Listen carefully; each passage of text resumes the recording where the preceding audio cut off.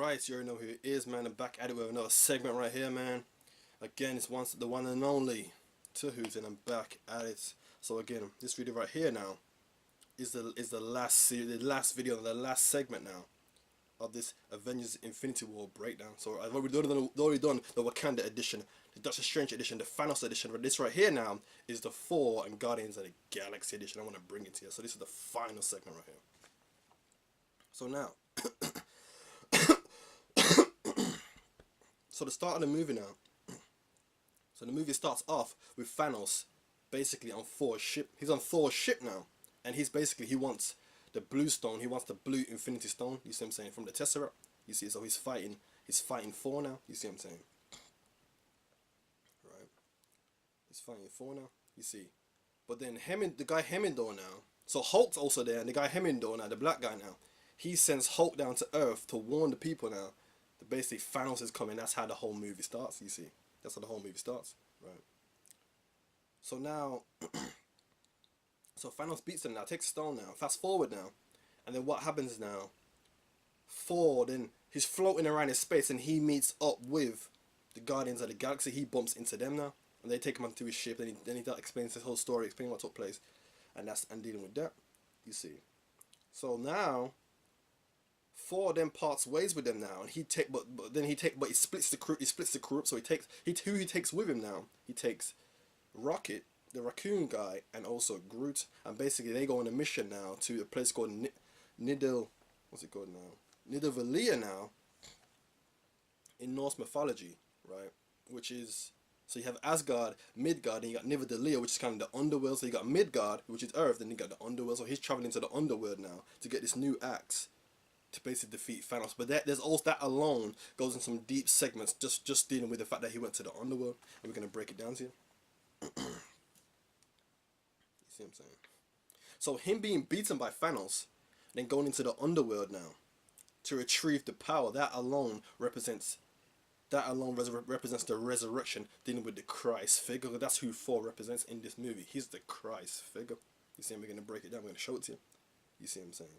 So he's really the Christ, the Son, the Horus, the Heru figure in this movie. That's what he actually represents, you see. And what further proves this now, based on his movie now, based on Thor's movie, right? He basically loses his right eye. He loses his right eye, you see what I'm saying? But you see us in his movie. And then Rocket now, the raccoon guy, he then gives him his eye back. But see, Rocket, he represents more, based on him being the scientific guy, the engineer guy, he represents the Tehuti figure, the Thoth figure. You see what I'm saying? The fact that he would give him his eye back, which links into the Egyptian mythology of where Tehuti bestows back Heru's eye, the Eye of Ra. You see what I'm saying? The Eye of Ra. So now, he travels to Nidavellir now. You see what I'm saying? He travels with Rocket, travels with Groot. Again, we've already spoke about this. Travels to the underworld now to meet this dwarf now. You see what I'm saying? And this dwarf is basically the blacksmith who creates all the weapons. And what they find out is this dwarf blacksmith guy, he was the one that created the gauntlets for Thanos. You see what I'm saying? He was the one who did that, right? You see what I'm saying? So he makes all the weapons now. And basically now, the whole machine now, the machine it stops working. It's not working right now. So Thor needs to turn the machine back on, right? He needs to turn the machine back on now. So with the help of Rocket now, to get the machine turning again, to get the machine going again. And the machine is powered by this neutron star. You see what I'm saying? And the neutron star powers the whole complex. So the goal is to get that neutron star active again, to power the whole entire complex, you see. So now, they get it active, right?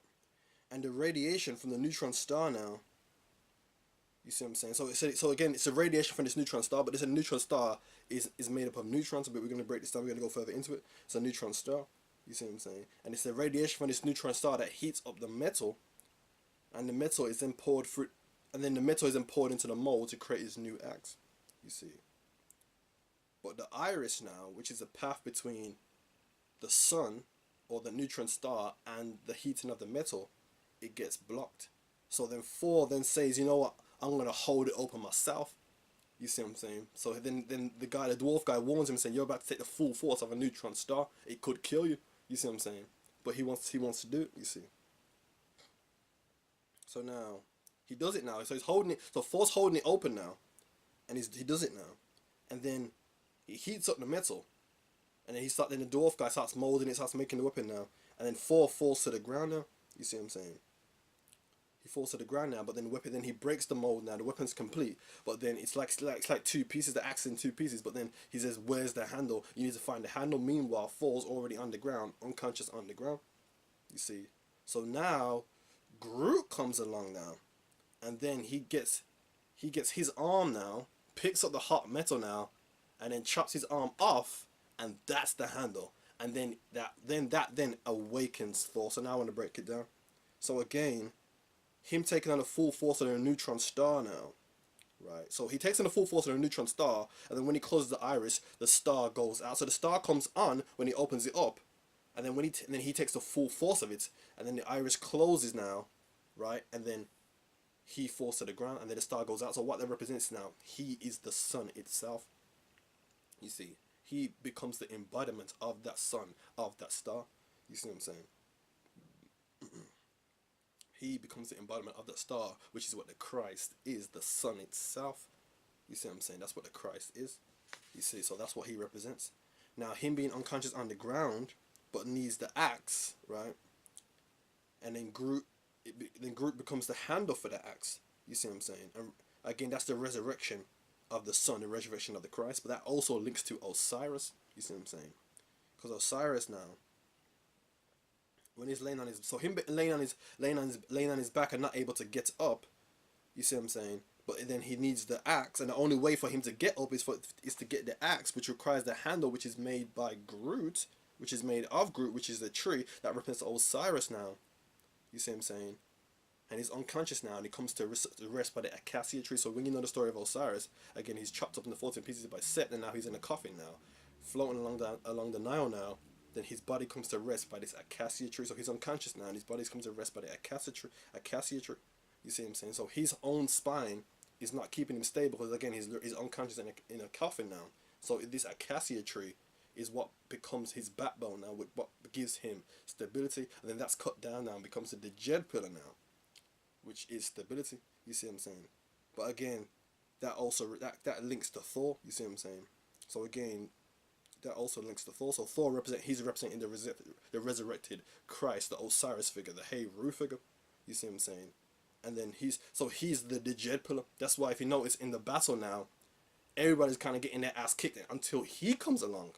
Until he comes along and essentially saves the day. Essentially, you see what I'm saying? So he's the Christ figure who brings stability to that fight with Thanos in Wakanda. You see what I'm saying? He brings stability to that fight, which is dealing with him laying on the ground. Then Groot, you see what I'm saying, creating the handle for the hammer. And then only when the handle is made for the hammer is then when he can use it. But the handle is made by Groot, which is a tree. And then once he gets that, he's able to rig up. He raises back up. He's on the ground unconscious, raises back up again. So Osiris, the Decoded, you said the acacia tree raises him up, and now he's stable. Thus, he brought stability to the battle again. That's where that's what goes into more into the Egyptian, into the Osirian aspect. You see, so that was interesting. So now I want to deal with the Guardians of the Galaxy now, but mainly Star-Lord. Though I want to deal with him. So another part of the universe now, I think it was Titan, where this took place now.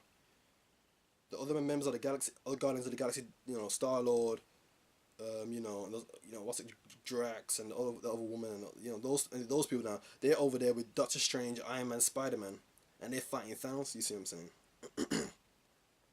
Now this part was key now. So they subdue Thanos, and they say, let's get the gauntlet off, because we can take that off him. He's powerless now. We can actually take him down. Let's get this gauntlet off. Let's get this off him. You see what I'm saying? Right.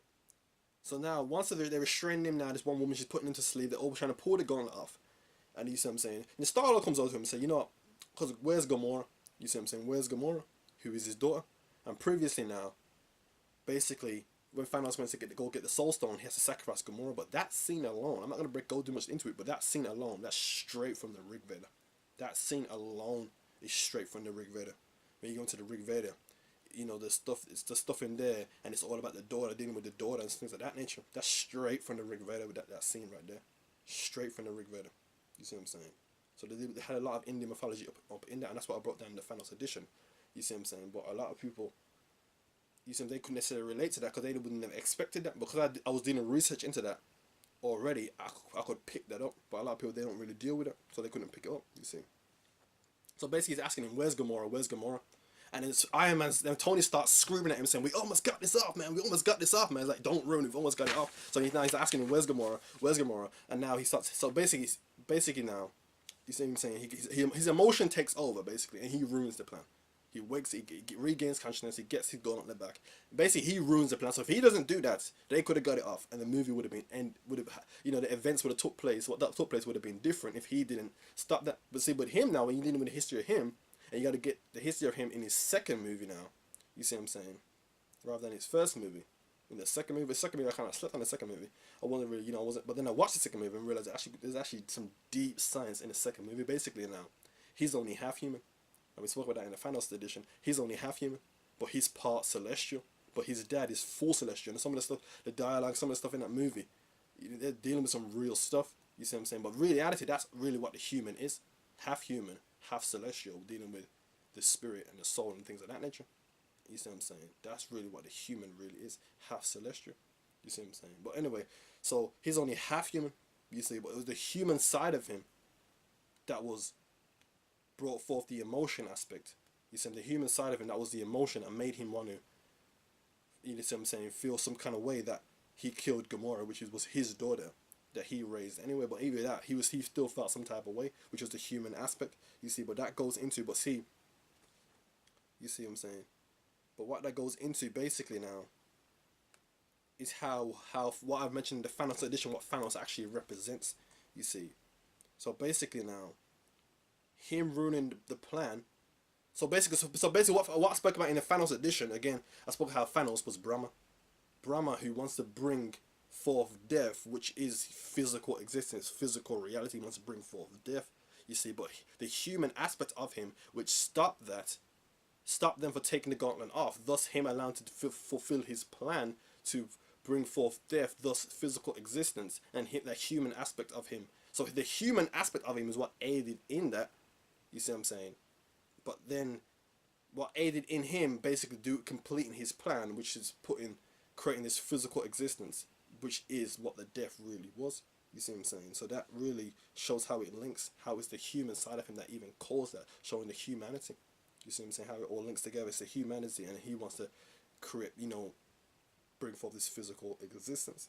You see what I'm saying? So that links to that. So now I want to deal with Thor and Thanos. So again, Thor comes to the battle now. He represents stability, the Christ-like figure, the Heru-like figure. But see, what I spoke about in other videos, how a lot of the characters were watered down. You see what I'm saying? If you notice, Hulk wasn't in that battle. Because what it was, Hulk would have took the whole spotlight. You see what I'm saying? You wouldn't have needed a Thor to come down and save the day, because Hulk would have took all of that. You see what I'm saying? Because people who deal with, deal with Hulk and what Hulk can do, he's also got these. He's strong and he's powerful, but he also has these kind of projectiles attacks. So when he claps his hands, you know what I'm saying, he has a shockwave and all this stuff. So Hulk can do these things. So Hulk alone could have took that. He could have dealt with that, but it had to take him out in the movie. You see what I'm saying? So certain other people could get the spotlight. You see. So Thor took the spotlight, and he was the Christ figure. He was the Heru figure. He was the Horus figure. You see what I'm saying? So he brought stability to the battle. But what happens now? Thanos gets all the stones now, and he has his new axe. And what he does now, he throws the axe at Thanos, and Thanos basically shoots at the axe with all the stones intact now, and he's firing energy at the axe. But then the axe still hits him. But I want to break it down to you, because when you understand how the axe was even made, it's from a neutron star. You see what I'm saying? And the neutrons now, again, it's 2 up and 1 down. You see what I'm saying? Or 2 down and 1 up. It's the quarks that make up the neutron star. And I explain how in the Thanos edition how the quarks is what the Infinity Stones actually are. You see what I'm saying? So it's made up of the quarks themselves, and the quarks themselves are held together by the gluons now, the strong force that holds them together. So that axe being made from a neutron star, which is the quarks now, you see what I'm saying? And the Infinity Stones is also the quarks. It's basically the same energy signature. They're equal in power. You see what I'm saying? They're basically equal in power, if not more powerful, based on Thor being the god of thunder now, dealing with electrons, dealing with that. So really, dealing with electromagnetism, or really, it's if not even more powerful from a scientific level, if you understand the quantum physics of it. You see what I'm saying? So if not, it's even more powerful. You see what I'm saying? So you see what I'm saying?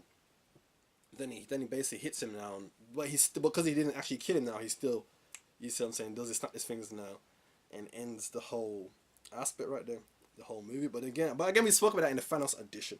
You see what I'm saying? So basically, that pretty much wraps it up. You see what I'm saying? So basically, really though, this whole movie, there's a lot of mythology in this movie, and as I was saying in another video, is that you can't really be wrong with this. You see what I'm saying? You can't really be wrong with this. You see what I'm saying? Because there's so much mythology in it from different cultures. So there's a lot in the mythology. You see what I'm saying? If you can catch it, but there's so much mythology up in this movie. Really, it's a whole course. So as I was explaining, this movie is really a whole course in itself. You see what I'm saying? It's a whole course in itself. So really, there is no wrong. You can't be wrong with this. As long as you understand it's a universal perspective and you can deal with whatever you're dealing with. You see what I'm saying? Bring it back to the universe perspective. Then there are no wrongs with this. You see what I'm saying? You see what I'm saying? So again, that's pretty much it right here. So again, you know what I'm saying? So until next time, you know what I'm saying? That's what I've said this one. Until next time, I'm not sure what the next one will be, but until next time, that's what I can say, you know what I'm saying? So again, I hope you enjoyed this series, breaking down this movie, Infinity War, you know what I'm saying? If you gotta watch the movie again, gotta watch the videos again, you see what I'm saying? Then go ahead, go watch it again, get information, you see what I'm saying? But again, this is the end of the video right now, the end of the series right now. Again, until next time, so again, I hope you enjoyed the video. I hope it's a good finish. Alright, people, thanks for watching.